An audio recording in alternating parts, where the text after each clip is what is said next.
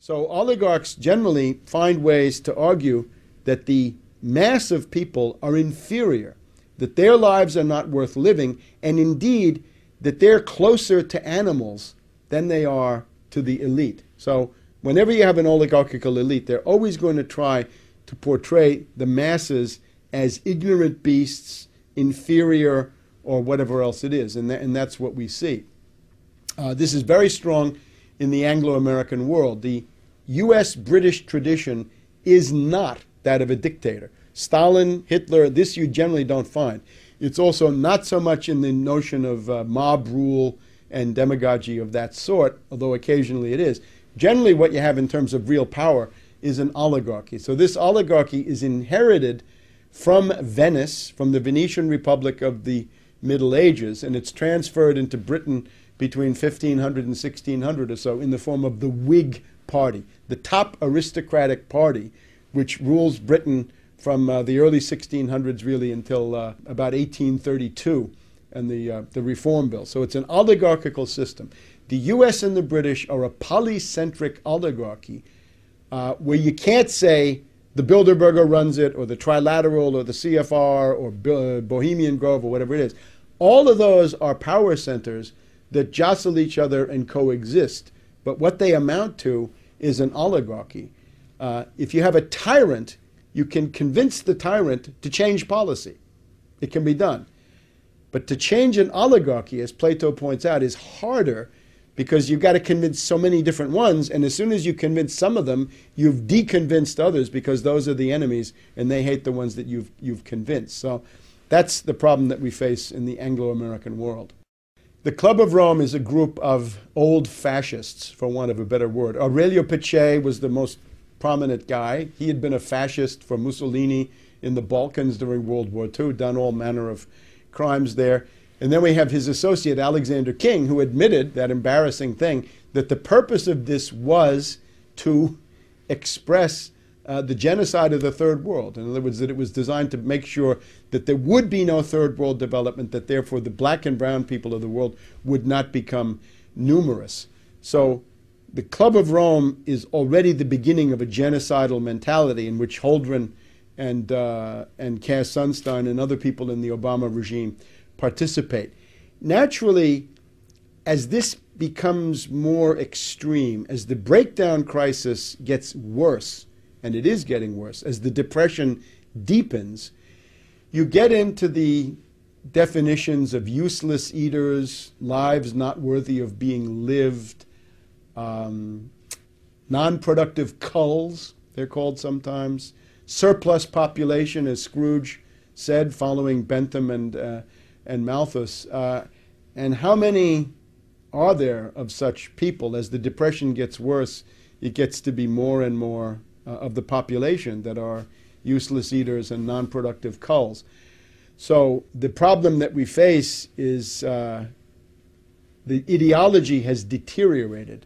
The global warming ideology is, at least up to now, the most extreme form because it says that carbon dioxide is a pollutant and that carbon is bad when we ourselves are a carbon-based form of life. So it seems to say that the inevitable results of humanity is pollution, that people pollute, or indeed that people are pollution. It gets back to Ehrlich and Holdren and their idea that humanity is a cancer on the face of the earth. So the ultimate logic of all this is extermination, genocide, the concentration camp, depopulation, and a horror that goes beyond anything seen in the 20th century. That's where Obama is essentially leading. When Holdren is confronted with his published works, the body of work on which his scientific credentials rest, he wants to run away from them and say that he's no longer the environmental extremist that he once was, that his genocidal fury has mellowed with age. But I wouldn't believe that for a minute. It's just that he's become a little bit more sophisticated politically, and he's seen how damaging it is when people throw that stuff at you. It's, of course, a monstrosity that he was allowed to get through that confirmation process in the first place. In terms of genocide. Genocide entered the U.S. policy realm in an overt way with this National Security Memorandum 200 by Kissinger in the 1974-75 period, which said that if you have population growth in third world countries, they will compete for the limited natural resources that the U.S. intends to monopolize. I attended the food conference, the World Food Conference of the Food and Agricultural Organization in Rome in December of 1974, which was attended by Kissinger. And I put out some leaflets at this FAO conference in Rome in late 1974. And in response to that, the UN bureaucracy kicked me out of the conference, not for disrupting anything, but simply by pointing out the obvious implications of what was going on. At that same conference, the Soviet delegate made a useful contribution. He said that if you just took the existing off-the-shelf technology and made that available to everybody, you would have no problem with 35 billion people on the earth. The demographic potential is still very, very large, lots and lots of wide open spaces, but they kicked me out. So the Kissinger line was, stop population growth in third world countries, because otherwise they'll compete for natural resources. I guess he's looking into what happens today with Chinese oil consumption and the Chinese in Africa offering their own bids for mining and other products. The other thing to stress is under Carter, and in particular under Secretary of State Edmund Muskie, you had Global 2000 and Global Futures. And that is the real watershed of making genocide, population reduction, euthanasia, population control into the dominant ideology of the U.S. government, the foreign policy establishment, and the State Department. Global 2000 and Global Futures enacted under Muskie are really the turning point, after which U.S. policy in the developing sector is no longer development, but it's rather population control, population reduction with strong genocidal overtones. Holdren writes books about nuclear target selection, nuclear war. He's a strangelove. He's a strangelove under green left cover. However, he recognizes what strangeloves often forget. You can kill more people with economic means than you can with military means. Robert McNamara did his best to escalate Vietnam. Robert McNamara killed more people at the World Bank than he ever did at the Pentagon. The general estimate is, well, 40,000 people a day, meaning 15, 20 million a year minimum, die as a result of the IMF conditionalities. They die of starvation, malnutrition, and diseases like diarrhea that can be cured for a few pennies. So that's the cost of the IMF-based system is already in the neighborhood of 20 million dead per year. And again, 40,000 per day. And that's an old figure. Now that we have the Depression, it's probably more like 50,000 a day or more, because the effect of the Depression is obviously to increase that figure. This is a book called Ecoscience, Population, Resources, Environment. The authors, Paul R. Ehrlich of Stanford University. This is the charlatan with the population bomb. Ann H. Ehrlich, who is an environmental fanatic in her own right. And John P. Holdren of the University of California, Berkeley, today White House Science Czar for Obama. Published by the W.H. Freeman and Company Publishing House in San Francisco. And the edition I have here is 1977, so we're in the Jimmy Carter era. First edition, 1970, second edition, 1972. And as you can see, this is a hefty tome. This is the best part of 1,000 pages, more than 1,000 pages. If you count the index, we get up to 1,500 pages of raving, insane, Malthusian drivel. And he tells you he's a Malthusian, a neo-Malthusian. He loves Darwin. He loves the struggle for existence and the survival of the fittest. And in some ways, he wants to bring that into human society.